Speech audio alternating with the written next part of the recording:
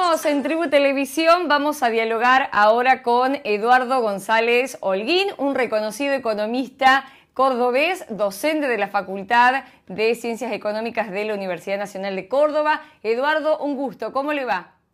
Hola, ¿qué tal? Un gusto estar con ustedes. ¿Qué dicen? Bueno, ante este clima, podríamos decir, de incertidumbre, después de la jornada de elecciones que hubo en la ciudad de Buenos Aires, o en la provincia de Buenos Aires, ¿cómo es el panorama económico que estamos atravesando en el país?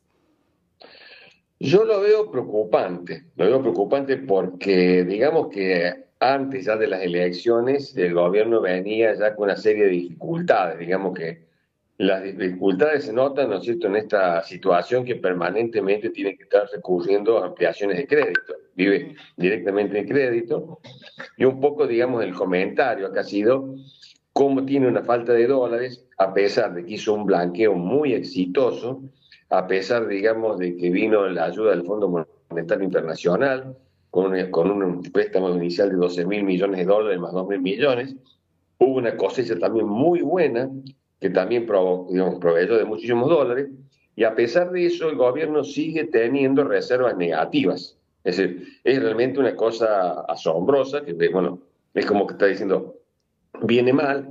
Yo, digamos, estoy contextualizando porque yo veo que algunos lo ven como que, bueno, la cosa empieza a ir mal por la elección del domingo pasado. No, ya venía a los tropiezos, tenía grandes dificultades para renovar la deuda en pesos, porque la deuda en pesos, digamos, como es moneda local que emite el gobierno nuestro, es muy difícil que quede en default, porque vos de última emitís peso y pagás. A pesar de eso, digamos, los grandes inversores directamente no estaban, digamos, renovando y exigían entonces tasas de interés muy altas. Estamos en tasas de interés que en algunos casos llega al 80% anual. Si nosotros pensamos que estamos en una inflación del 20% anual, no existe en el mundo ni ha existido, digamos, en la historia semejante tasa de interés positiva, digamos, ¿no? Y a pesar de eso, el gobierno no conseguía lo que estaba buscando y en cierta forma, digo, así usando una expresión, digamos, coloquial, de prepo, le tuvo que meter estos bonos a los bancos, aumentando los encajes. Los encajes es una parte obligatoria que los bancos tienen que hacer en el Banco Central. No es plata, ojo, no es plata del banco, es plata de los ahorristas que tienen que poner en el Banco Central. Y está en el 53%. O sea, de cada el conjunto de los depósitos que tienen los bancos, el 53% lo tiene el Banco Central. Entonces, digamos que los bancos están en una disyuntiva. O tienen esa plata ahí inmovilizada, ellos están pagando interés, por ejemplo, el Paso Fijo está pagando un interés, y por otro lado, digamos, bueno, aparece que, digamos, si no tiene un rédito, una ganancia, esa plata es pérdida pura. Entonces yo digo que es como una especie de extorsión, porque el gobierno entonces le da la posibilidad de que ese encaje lo tenga en bonos. Entonces, fíjense entonces cómo colocan sus bonos, le meten un encaje espectacular y entonces dice, bueno, si vos no querés tener 100% de pérdida, tenés que aceptar los bonos. Hoy, por ejemplo, hay toda una cuestión que están mirando a ver qué pasa, ¿no es cierto? Porque vencen 7 billones con B Con larga, B larga. millón de billón, 7 billones de pesos de bonos. Y bueno, la pregunta es justamente qué van a hacer, porque los bancos también, digamos, se dedican a hacer ganancias y tienen la alternativa que en lugar de poner la plata, digamos, al Estado, pueden también comprar dólares. Entonces uno ve que en esa situación que venía, yo estoy contando eso, esa situación que venía como los tropiezos del gobierno, de golpe pierde la elección de una forma, digamos, contundente, porque inclusive, digamos, un banco, no nos olvidemos que la mayoría del gabinete económico son gente del ex JP Morgan. Yo digo ex entre comillas, no sé hasta qué punto son ex, si es que cuando termine la gestión van a volver a JP Morgan, ¿no? Claro. Y bueno, el JP Morgan había dicho, bueno, que perder por un 5% en la provincia de Buenos Aires no iba a ser, digamos, preocupante, qué sé yo, perdió por el 14, 13, 13 y algo, 14. O sea, fue una derrota contundente, que no se puede ni disimular, inclusive, digamos, en el interior, digamos, de la provincia de Buenos Aires, ciudades como Junín, ¿no es cierto?, chacareras, digamos, en general que venían votando al PRO, que venían votando al radicalismo, que habían votado bien a la Libertad Avanza, ¿no es cierto?, en las elecciones presidenciales, directamente votaron, ¿no es cierto?, Fuerza Patria.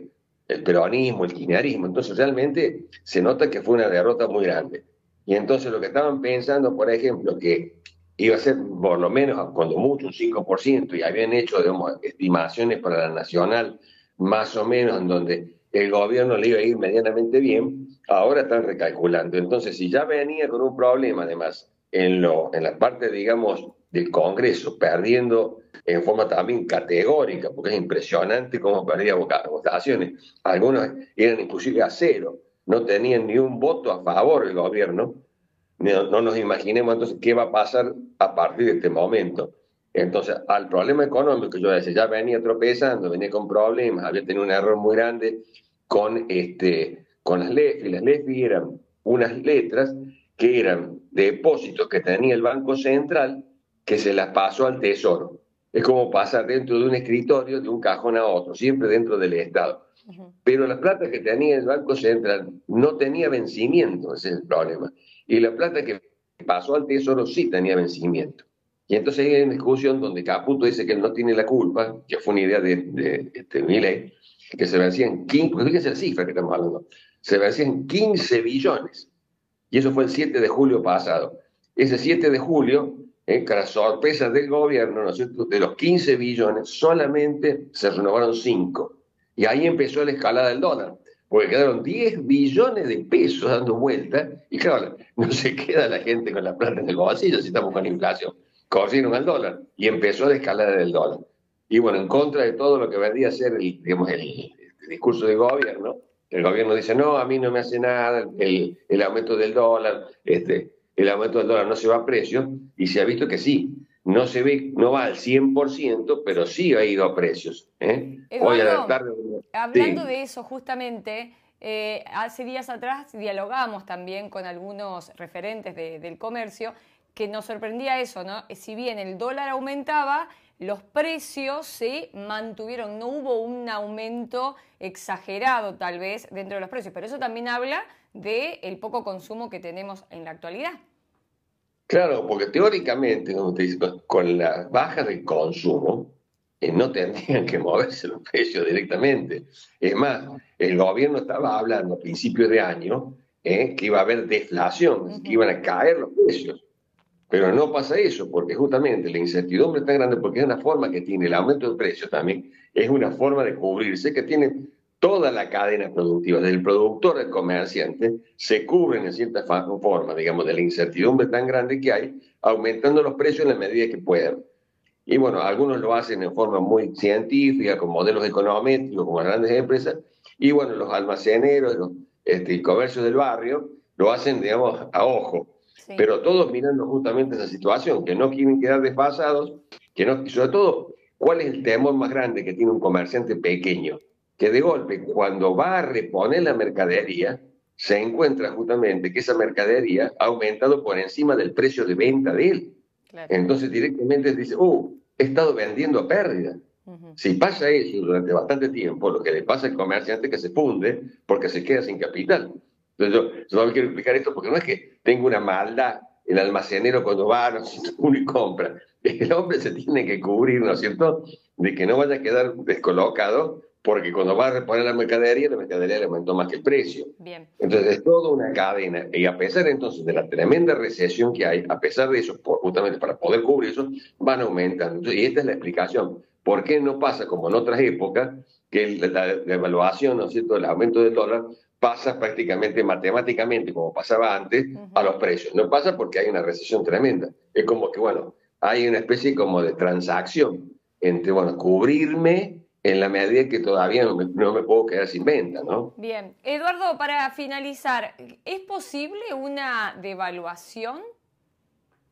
Bueno, está cantada, la devaluación está cantada, digamos digamos, nadie dice que no, porque, ¿Qué está eh, esperando Milei después del 26?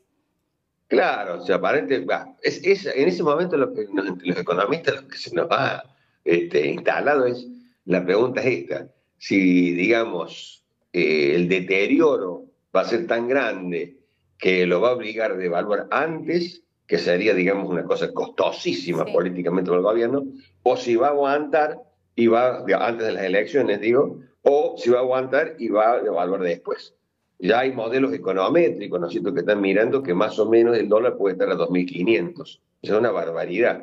Pero bueno, uno se da cuenta con una cosa que realmente, porque es una cosa que la prensa, digamos, hegemónica no cuenta. Hay lo que se llama inflación reprimida. Entonces, cuando se suelte esto, y nosotros desgraciadamente en Argentina lo hemos vivido, Sí. cuando se suelte esto, los precios van a pegar un salto, ¿no es cierto? Ya hay, digamos, bastantes denuncias de que, digamos, la medición de inflación no es buena. Los dos funcionarios más importantes, ¿no es cierto?, del INDEC han renunciado justamente porque no están de acuerdo con las mediciones que están diciendo. Justamente el director de precios y el director de pobreza, los dos renunciaron porque no están de acuerdo con las mediciones que están haciendo. Y es más, desde el año pasado se tiene la metodología nueva que mostraría que la inflación es más alta de la que dicen y el gobierno no deja que se publique. Entonces, que tenemos, por un lado, inflación reprimida por digamos, la gran recesión y por otro lado, por cómo están manejando las estimaciones. Si eso salta, ¿no es cierto? Y bueno, va a haber, ¿no es cierto?, una explosión bastante grande. Por eso digo, los economistas lo que estamos discutiendo es si va a aguantar el gobierno, que va a tirar toda la batería que tiene seguramente para llegar, ¿no es cierto?, el 26 de octubre sin devaluar, o va a devaluar después, porque ya, digamos, es evidente que hay atraso cambiario.